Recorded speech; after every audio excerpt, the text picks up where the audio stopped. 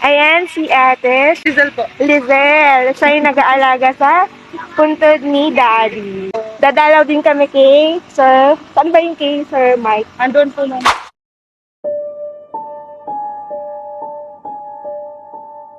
Hi guys! What's up? Ito na naman po ang inyong kusinerang sexy, shawi, and welcome back to my channel. Ngayong araw na ito ay hindi ako magtuturo ng pagluluto.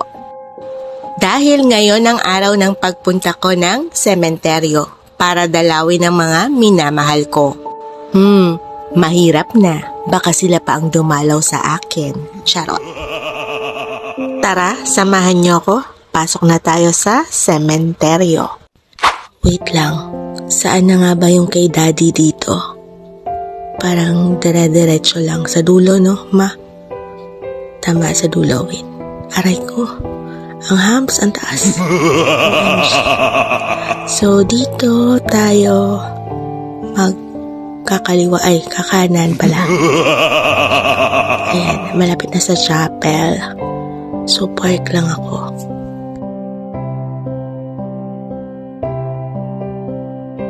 Hi guys! So, ayan, nakapag-park ako ng maayos kasi wala masyadong tao dito sa Loyola. Binilang ko pala si Daddy ng plastic fence para medyo maganda yung puntod nila.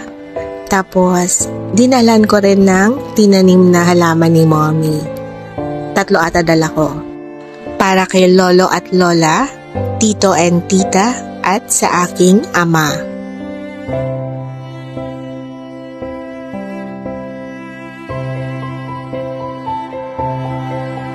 Sabi nila, ang Loyola Memorial Park Marikina ay isa sa mamahaling sementeryo.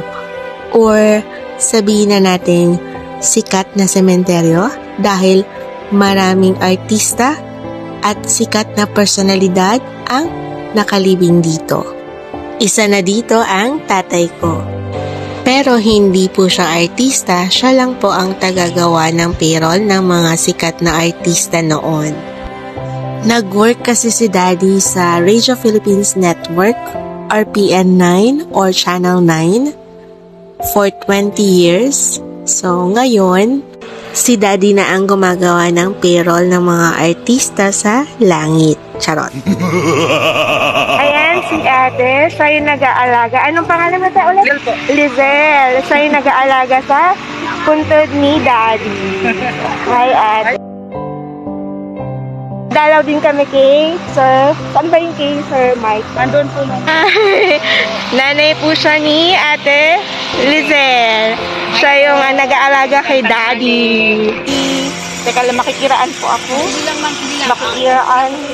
Talubahan, kasi marami dito na kasi malalaman. Oo. Dadaanan lang namin si Sir Mike. Total, nandito na ako kay Daddy.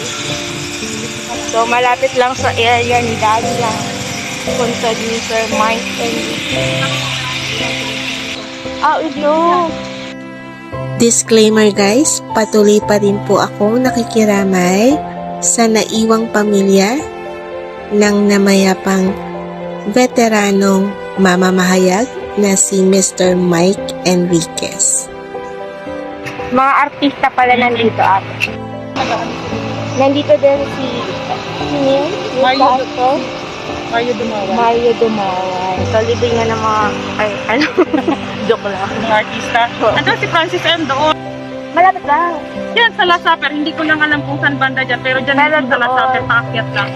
Opo, maraming artista dito. Si Nida Blanca doon sa Bungad. Si Vega doon din sa Bungad. Malapit kay Nida Blanca. Malapit lang din doon. Ano ba yung ano ni Garma?